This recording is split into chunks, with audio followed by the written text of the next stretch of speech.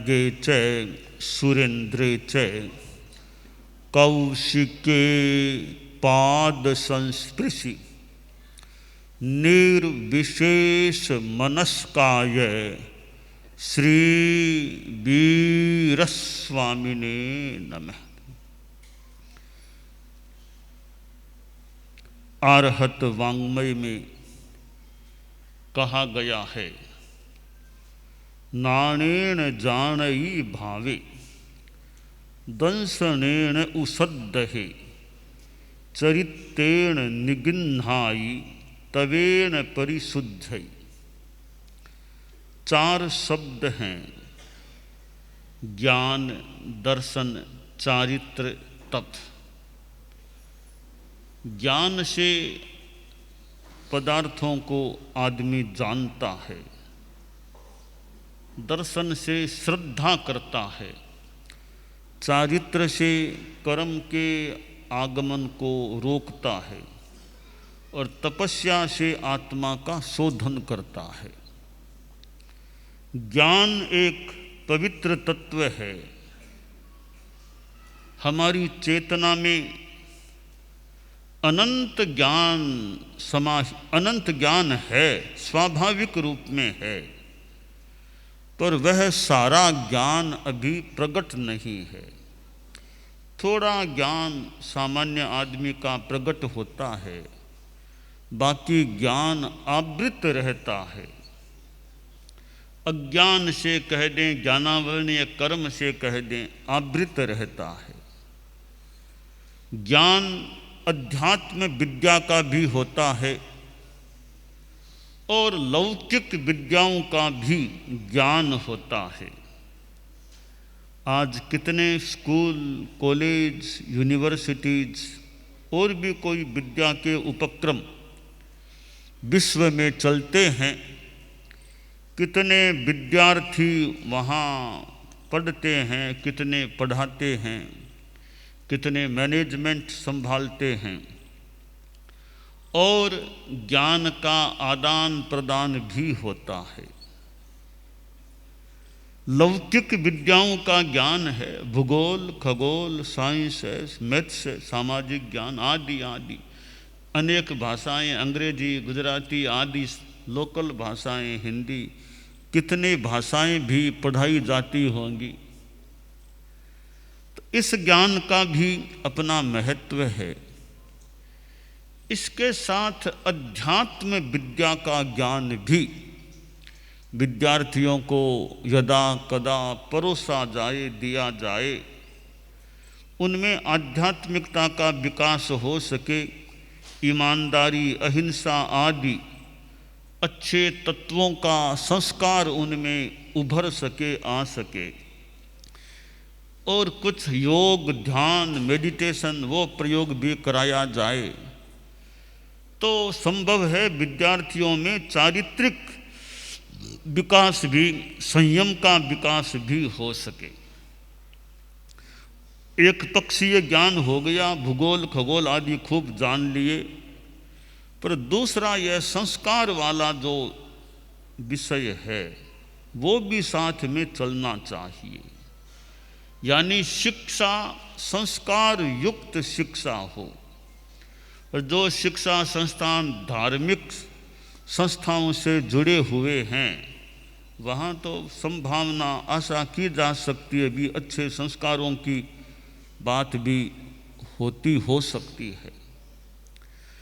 अध्यात्म विद्या का ज्ञान अच्छा हो जाए तो फिर अच्छा चिंतन, अच्छी धारणा, अच्छे संस्कार बच्चों में आ सकते हैं। हालांकि सब में आ जाएं कहना कठिन है, पर प्रयास करें। 100 में 10 में भी अच्छे संस्कार आ गए तो बढ़िया बात है। एक गुरुजी थे, एकल विद्यालय, अकेले गुरुजी विद्यालय चलाते थे, अकेले पढ़ाने वाले थे। संस्कृत भाषा है, ज्योतिष है, ऐसे कई विषय वे गुरुजी पढ़ाते थे। और कई बार वो प्रार्थना सभा जब होती, अध्यात्म विद्या की बातें भी बताया करते थे। तो अध्यात्म विद्या की बातें बच्चों को मिलती, कुछ जानकारियाँ भी मिलती और अच्छे संस्कार भी कुछ अंशों में आने की संभावना बनती। एक दिन प्रार्थना सभा में प्रार्थना हो गई। उसके बाद गुरुजी ने थोड़ी देर का एक उद्बोधन दिया। गुरुजी ने कहा, देखो, परमात्मा होते हैं, वे सबको देखते हैं, सब जगह वे देखते हैं। हम कोई भी काम करते हैं, परमात्मा उसे देखते हैं। परमात्मा से छिपा हुआ कोई काम हमारा नहीं होता।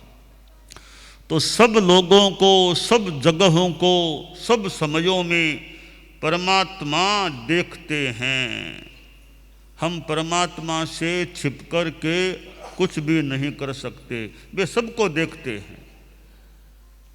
बच्चों ने सुन लिया भी, परमात्मा होते हैं और वे सबको देखते हैं, सब जगह देखते हैं, सब समयों में देखते हैं।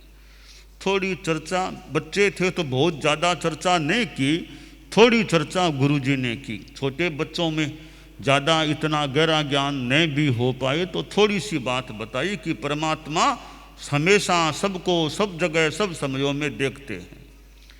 बच्चों ने बात सुन ली। रूटीन क्रम क्लासों का चल गया, कई दिन भी बीत गए। गुरुजी ने सोचा, मैंने जो बताया था कि भी परमात्मा सब जगह देखते हैं, सबको देखते हैं, सब समयों में देखते हैं, उनसे छिप कर के कोई काम हम नहीं कर सकते, यानी इसलिए बुरा काम नहीं करना चाहिए। यह मूल बात शिक्षा की थी। पर बच्चों ने मेरी बात को कितना गहराई से पकड़ा या नहीं पकड़ा, समझे या नहीं समझे, या गहराई से समझे या नहीं समझे, इसका परीक्षण करना चाहिए। एक सप्ताह करीब बीत गया था तो एक दिन फिर प्रार्थना सभा हुई। प्रार्थना हो गई तो गुरुजी ने कहा, बच्चों, एक जानकारी दे रहा हूँ। मेरे एक बेटी है, अब वह शादी के लायक हो गई है, तो मैं चूंकि पिता हूँ तो मेरा कर्तव्य है कि बेटी की अब मैं शादी कर दूँ। तो बेटी की शादी करूँगा तो थोड़ा पैसा भी चाहिएगा, जीवनवार भी करना और भी तो पैसा लगेगा, और मेरे पास ज़्यादा पैसा तो है नहीं, मैं तो सामान्य पैसे वाला आदमी हूँ। और एक बात और है कि गुरु की बेटी होती है, वो तो विद्यार्थियों की बहन होती है। हाँ, बच्चे एक साथ बोले, गुरुदेव बिल्कुल सही बात है, आपकी बेटी हमारी सगी बहन की तरह हम मानते हैं। जैसे हमारी सगी बहन है, वैसे ही हम आपकी बेटी को हम सगी बहन की तरह ही मानेंगे। आप फरमाइए, क्या सेवा सहयोग कोई करना हो? तो कहा, भाई वो थोड़ा आर्थिक सहयोग चाहिए मुझे, तो क्या तुम थोड़ा थोड़ा आर्थिक सहयोग करोगे? हाँ गुरुजी, वो तो हमारी बहन है ना, हम जरूर सहयोग करेंगे। तो एक काम करो, कल तुम आओ ना विद्यालय में, अपने अपने घरों से थोड़ा थोड़ा पैसा लेके आना, 1 रुपया 2 रुपया जितना ला सको लाना, पर एक शर्त है, पैसा अपने माता पिता की अलमारी कहीं से निकालना है, तो कोई नहीं देखे, कोई नहीं देखे तब पैसा निकालना है, कल मुझे ला करके दे देना। कहा ठीक है गुरुजी। बच्चे बहुत एक्सपर्ट थे, होशियार थे कि हम सब व्यवस्था कर लेंगे। छुट्टी हो गई, बच्चे चले गए। अब घर गए, सबके दिमाग में एक ही बात है, कब मौका मिले, कोई न देखे, माता पिता इधर उधर हो, तब अलमारी खोल कर पैसा निकालना है। तो दिन में पिता कोई बाहर दुकान कहीं चला गया, माँ कोई रसोई में गई थी, तो कमरे में अलमारी थी, प्रायः बच्चों को मौका मिल गया और यूँ पैसा निकाल लिया। मौका सभी को मिल गया, प्रायः बच्चों ने पैसा निकाल भी लिया। अगले दिन बच्चे विद्यालय में आए प्रार्थना हुई तो गुरुजी बोले, बच्चों याद है ना कल मैंने क्या कहा था? हाँ गुरुजी, आपने जो कहा हमें बिल्कुल याद है। तो पैसा लाए हो क्या? प्राय बच्चों ने हाथ उठा, हाँ पैसा लाए हैं। तो गुरुजी बोले, अपने अपने पैसे रुपये जो भी हैं कोई खाम में पैक कर लो, एकदम पैक, पिन लगा लो, पैक कर लो, अपना नाम उस पर लगा दो। वो खाम जो भी है पैकेट, वो यहाँ मेरे सामने टेबल है, एक एक बच्चा आओ, वो नाम लिखा हुआ खाम जो वो यहाँ रखते जाओ। सब बच्चों ने, सब प्राय बच्चों ने वो खाम में पैसा डाला और पिन से बंद कर लिया, ऊपर अपना नाम लगा दिया। एक एक बच्चा आया, टेबल पर वो पैसा रखता गया। एक बच्चे के सिवाय सारे बच्चे आ गए, एक बच्चा वहीं बैठा रह गया, आया नहीं। तब गुरुजी बोले, वत्स तुम पैसा नहीं लाए हो क्या? मैंने कल कहा था ना, नहीं लाए। तो वो बच्चा खड़ा हुआ और आगे आया, बोला, गुरुदेव आपने फरमाया था और मैंने प्रयास भी किया, मुझे मौका भी मिला। पिताजी तो बाहर गए हुए थे, माँ कोई रसोई में थी, तो और कोई घर में नहीं था। सोचा अलमारी खोलूं, मैं कमरे में गया कि अलमारी खोलूं, अलमारी के हाथ लगाऊं, इससे पूर्व मेरे दिमाग में एक बात आई कि गुरुजी ने कहा था कल, यानी गुरुजी ने कहा था कि कोई नहीं देखे तब पैसा निकालना है। तो कोई नहीं देखे, यहाँ न तो माँ है न पिता है, पर एक सप्ताह पहले गुरुजी ने एक दिन कहा था कि परमात्मा सब जगह देखते हैं, सबको देखते हैं, सब समयों में देखते हैं, परमात्मा से छिपकर कोई काम नहीं हो सकता। तो और कोई देखे न देखे, मेरी आंखें तो देख रही है ना, मैं तो देख ही रहा हूँ, बड़ी बात है परमात्मा भी देखते हैं, जैसा गुरुजी ने कहा था। तो गुरुजी ने कहा कोई न देखे तब पैसा निकालना, यह तो हो नहीं सकता, कोई न देखे तब पैसा निकाल सकूं। मैंने गुरुदेव अलमारी को छुआ ही नहीं, ऐसे ही रह गया और आज स्कूल आ गया तो मैं पैसा नहीं ला सका। वो आपका ही कहना था कि कोई न देखे तब लाना, और आपने ही कहा था परमात्मा सब जगह सबको सब समयों में देखते हैं, इसलिए मैं नहीं ला सका। गुरुजी को बड़ा आत्मसंतोष हुआ कि एक बच्चा तो मुझे, एक विद्यार्थी तो ऐसा मिला जिसने मेरी बात को गहराई से आत्मसात किया है कि परमात्मा सब जगह देखते हैं, सबको देखते हैं, सब समयों में देखते हैं, इसलिए इसने पैसा नहीं निकाला। अब गुरुजी उन और बच्चों की ओर मुखातिब होकर बोले कि बच्चों देखो, ये बच्चा पैसा नहीं लाया। क्यों नहीं लाया? कि मैंने एक सप्ताह पहले कहा था परमात्मा सबको देखते हैं, इसलिए नहीं लाया। तुम बच्चों को याद नहीं आया क्या कि मैंने कहा था परमात्मा सब जगह सबको सब समयों में देख? बच्चे बोले, गुरुजी हाँ आपने कहा तो था, पर हमने तो सोचा हमारे बहन की शादी है, तो गुरुजी ने कहा कि कोई नहीं देखे तो पैसा निकाल लेना, तो हमने माँ बाप ने नहीं देखा तब निकाल लिया था, हमने तो बहन के लिए पैसा हम लेकर आए हैं। गुरुजी बोले, तुम्हारा यह पैसा मुझे नहीं चाहिए, अपना अपना नाम देखो, पैकेट वापस ले जाओ, जहाँ से पैसा लाए थे वहीं वापस रख देना। मेरी बेटी की शादी है, पर मैंने कहा कोई नहीं देखे तब पैसा निकालना, तो तुमने पैसा निकाला ही कैसे? कहा गुरुदेव हमने इतना ध्यान नहीं दिया, हमने तो सोचा बहन की शादी है तो पैसा ले जाएं, आपने ही कहा था। अब समझ लो, जैसे इस बच्चे ने पैसा नहीं लाया, तुम्हें भी ऐसा ही करना चाहिए था कि परमात्मा देखते हैं इसलिए पैसा नहीं निकालना। तो ये छोटे छोटे बच्चों में, बड़े बच्चों में यह संस्कार आ जाए कि गलत काम नहीं करना है, बुरा काम नहीं करना है। छोटे बच्चे बताएंगे क्या, चोरी करना अच्छा या बुरा? चोरी करना अच्छा या बुरा? बुरा। झूठ कपट धोखाधड़ी करना अच्छा या बुरा?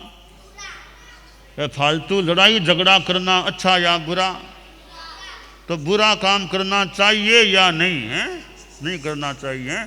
तो बुरे कार्यों से बचने का प्रयास करना चाहिए। तो शास्त्र में कहा गया, नानेन जानई भावे, ज्ञान से पदार्थों को, भावों को आदमी प्राणी जानता है, चेतना जानती है। दर्शन से श्रद्धा होती है और चारित्र की साधना, संयम की साधना होती है। तो पाप न करने का क्रम बनता है, निग्रह होता है, कर्मों के आगमन का द्वार बंद होता है और पहले से जो पाप किए हुए हैं उनका शोधन तप के द्वारा होता है। हमारा चतुर्मास कार्तिक शुक्ला पूर्णिमा तक था। मृगसर कृष्णा एकम आई यानी 6 नवंबर। चतुर्मास के बाद हमने प्रेक्षा विश्व भारती से 6 नवंबर को प्रस्थान किया और आज यहाँ आ गए हैं। और बाबा जी से भी मिलना हो गया सहज में कि संतों के पास संतों का आना, संत संतों के मानो पाहुणे। तो संतों से मिलना, सत्संग होना, संतों की संगति भी एक अच्छी चीज होती है और सत्संगत से सुख मिलता है। सत्संगत से सुख मिलता है, सत्संगत से सुख मिलता। जीवन का कण कण खिलता है, जीवन का कण कण खिलता है। सत्संगत से सुख मिलता है, सत्संगत से सुख मिलता है। कपड़े को जैसा रंग मिले, कपड़े को जैसा रंग, मानव को जैसा संग मिले, मानव को जैसा संग मिले। बस उसी ढंग में ढलता है, बस उसी ढंग में ढलता है। सत्संगत से सुख मिलता है, सत्संगत से सुख मिलता है। तो साधुओं की, संतों की संगत होती है, ज्ञान की बातें सुनने को मिले और कभी न भी मिले।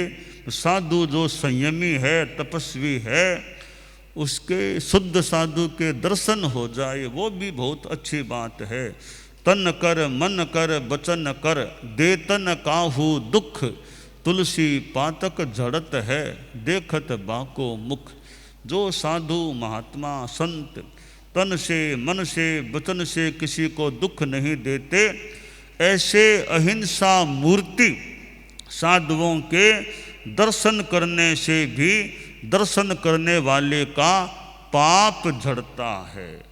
तो शुद्ध साधु, तपस्वी, दया मूर्ति, क्षमा मूर्ति, समता मूर्ति, संयम मूर्ति, तपो मूर्ति जो होते हैं, उनके सत्संग से, उनके पास बैठने से, उपासना करने से भी लाभ की प्राप्ति हो सकती है। तो साधु नाम दर्शनम पुण्यम तीर्थभूता ही साधव है कि साधुओं के तो दर्शन भी पुण्य होते हैं। साधु तो तीर्थ के समान होते हैं। तो जीवन में साधुता आ जाए, यह बहुत बड़े भाग्य की बात, बहुत बड़ा काम होता है। इस मनुष्य जीवन में साधुता की प्राप्ति हो जाए। साधुता सबको न भी आए तो गृहवास में रहते हुए भी जीवन में सद्भावना, नैतिकता, नशा मुक्ति, धार्मिक चेतना रहे तो यह मानव जीवन गृहस्थ अवस्था में भी अच्छा रह सकता है। तो गृहस्थों के जीवन में भी धर्म रहे, जितना हो सके संयम रहे, खान पान का संयम, हिंसा का संयम, झूठ बोलने से बचने का यथासंभव प्रयास, चोरी से बचने आदि आदि ये अच्छे व्रत नियम जीवन में रहते हैं तो आदमी का जीवन अच्छा बन सकता है।